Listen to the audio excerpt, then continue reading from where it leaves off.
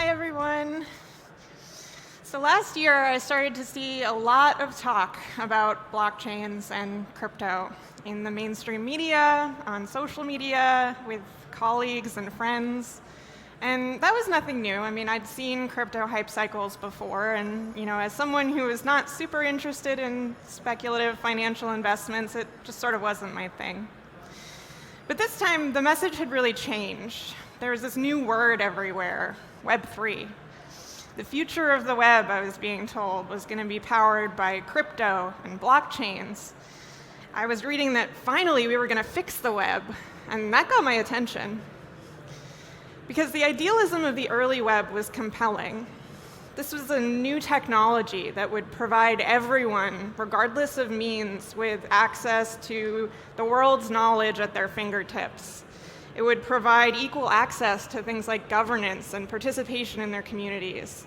Borders would no longer matter, and the truth would set people free.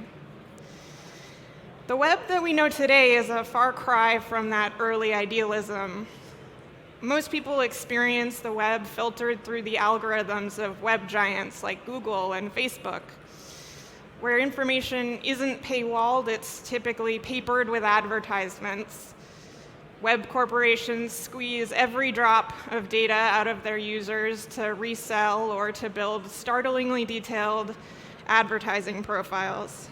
Social media companies optimize for engagement and at the cost of everything else, even if it means radicalizing or inciting hatred in their users. There are a lot of people out there who picture the next generation of the web as one where we reject the extraction and capitalization. I'm one of them. But that Web3 I started to read about earlier this year, or last year, amidst the advertisements of fortune favors the brave and crypto fanatics yelling about going to the moon and telling everyone else to have fun staying poor. That's not quite how I expected that we might get there. But maybe I missed something, I thought, as I began trying to figure out what Web3 even was.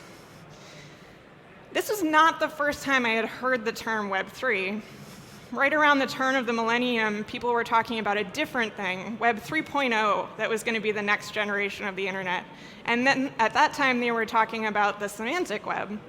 Some of you who watched the Center Stage talks earlier this morning probably saw Tim Berners-Lee talking about Web 3.0, which, again, he defines very differently from the crypto version of Web 3. The thing about a term like Web3 is you don't necessarily know what it is until it's happened. You don't know what that fundamental shift is going to be that brings about a sea change in the web that deserves the name Web3. So until then, we're stuck guessing at what Web3 might be, unless we're a venture capitalist or a startup, in which case we have to speak decisively in the hopes of acquiring funding, even if we turn out to be wrong. So when I was researching, I was asking, what is this new Web3? What was this next sea change that was going to be bringing about the future of the web? And it was hard to figure out. The one thing that was clear to me early on was that it was definitely supposed to involve a blockchain. That turned out to be pretty emblematic of Web3 projects as I dug deeper. What were they going to do? Who knows, but there was definitely going to be a blockchain involved. And the rest of it was pretty fuzzy. As I researched more, I came across a few common buzzwords: democratization, decentralization, censorship resistance. The goals all sounded compelling and really not unlike what I had in mind for the future of the web myself. But when it came time to figure out how blockchains and cryptocurrencies were going to deliver us there, that was less clear. And actually, unclear was the best case scenario. In some cases, it was outright ironic. The enormous venture capital firm Andreessen Horowitz published a slide deck hyping Web3 that said, "The internet as we know it is flawed." A graphic showed a logo planted in the web, emblazoned with logos of Facebook, Google, and Apple, with a caption showing that it was supposed to be decrying big tech oligopoly. The oligopoly of Andreessen Horowitz, or its investments in the same big tech companies that they now decried, including Facebook, Instagram, and others, went conspicuously unmentioned. The slides underscored how now it was platforms like the OpenSea NFT marketplace that would help fix this terribly broken, unfair, monopolized web. Again, conspicuously failing to mention that Andreessen Horowitz had led several funding rounds for OpenSea, and that OpenSea at the time held an outsized portion of the NFT market share. But they had nothing to fear if OpenSea lost its monopoly, because Andreessen Horowitz has invested in other NFTs platforms too. You see, if they can convince people that this is the future of the web, they'll be rich, richer than they already are. It doesn't matter if it turns out to be true or not, or if they're steering the web in the completely wrong direction, or even if they hurt a lot of people. So in my research, I gave up on the smooth-talking founders, the venture capitalists with their slide decks, and the tech journalists in the mainstream media who regurgitated sales pitches without much critical analysis. And I moved on to something a little more concrete.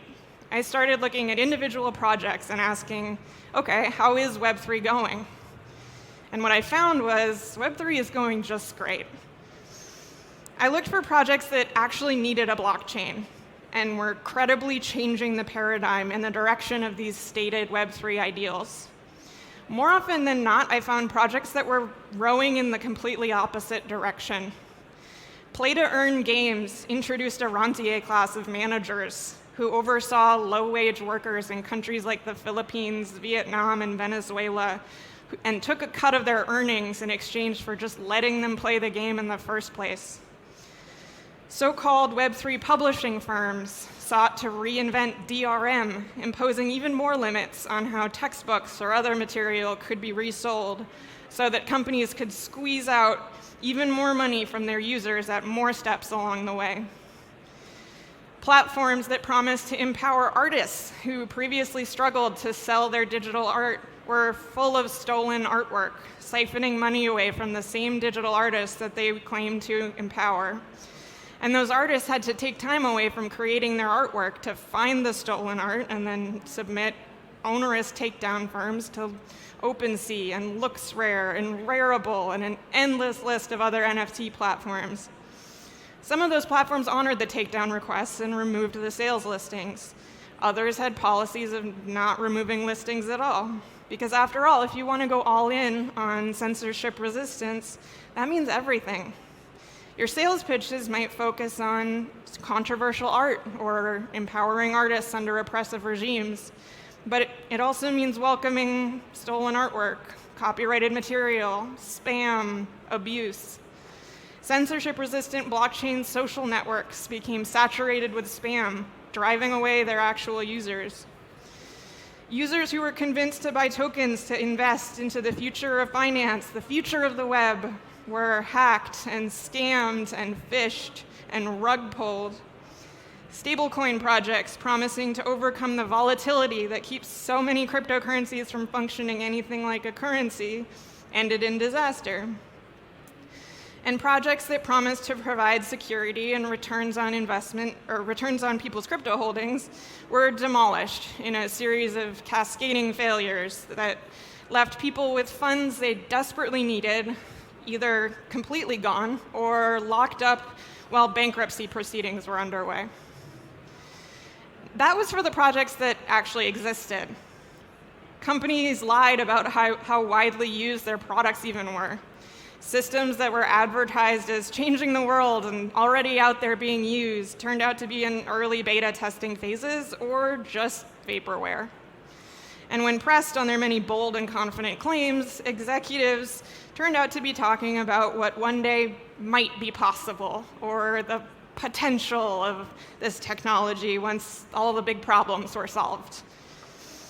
But if there was one thing those executives were sure about, it was that you should buy their token and you should invest in their startup, and they will figure everything else out later. The thing about potential is that you can say it about anything if you don't really have to back it up. I could start going around with a pitch deck saying that the thing that will finally bring about the sea change in the web, and we'll call it Web3, is steam-powered computing. My slides might be very fancy, I might be very charismatic, and I might be able to paint a picture of a very utopian web that was once dreamed about that would be right around the corner once we all adopted steam-powered computing. But it is up to the rest of us, the people who really care about the future of the web and dream of a better world, to determine if it's credible or whether it's just a load of bullshit.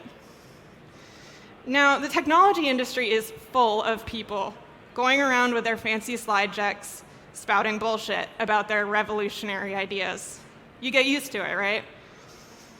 Most of us don't waste our time pointing out every project that looks like it's going to turn out to be bullshit, because infeasible ideas burning out at the expense of some startup founders and some wealthy early-stage investors is an everyday occurrence that typically is pretty harmless in the grand scheme of things. But when an entire industry emerges and begins to sell this idea to the general public that a better web is only possible through a technology that shows little indication of being up to the task, when it preys on people's hopes for a future of a better web and their fears about the effects of the current web on themselves, their children, and society, to convince them to buy in, literally, to projects that may never even exist. When it sidesteps regulations on early-stage investing through token offerings and convinces average people that their only way to financial stability is to bet their savings on technologies they don't understand because this is the future, then it's worth paying attention. Despite the depressing state of what's currently being called Web3, some people hold tightly to the idea that crypto and blockchains will democratize the web, solve wealth inequality, bank the unbanked, and maybe iron your shirts for you in the morning. I'm sure you've heard a lot of them speak here already at this conference. So far, the primary successes of Web3 have been in shiny marketing, selling people the opportunity to invest in vaporware, in regulatory arbitrage, exploiting the fact that regulators have been slow and hesitant to act on unregistered securities offerings, and in outright scams and grifts. Many people in crypto say they welcome regulation. Again, you've heard that here, as though it is not the lack of regulation that has enabled so many of these projects in the first place. So many problems in today's web are driven by capitalistic forces driving ruthlessly towards the enrichment of monopolistic tech companies rather than the betterment of society. You'll have to excuse me for doubting that our utopian web dreams will be achieved through the introduction of a hyper-capitalist technology that aims to financialize everything on the web even further and exposes user data on public ledgers where it can be scraped by even more tech companies than are profiting off data today. There will be a Web3. The web has been evolving ever since its inception, and there is no doubt in my mind that we are overdue for a fundamental shift. Will it be blockchains and crypto? Venture capitalists and blockchain startup founders really hope that you think so. I hope that the rest of us will continue working towards utopian goals like the ones I mentioned earlier. The ones that many people who are working in Web3 and on Web3 projects share, without necessarily being shackled to a technology that holds little promise for the web. Revolution is possible, but it's unlikely that we will be fighting for revolution alongside the same venture capitalists and tech companies who helped to get us into this mess in the first place. As technologists, our duty is to develop responsibly, and we should be striving for more in the web, pushing to evolve it into whatever Web3 may turn out to be, and chasing those ideals that could make the web truly wonderful. But when presented with lofty promises, we have to remember to distinguish the steam-powered computers from the truly revolutionary. Dig deep, ask the hard questions, criticize the flaws, and cut through the bullshit. Thank you.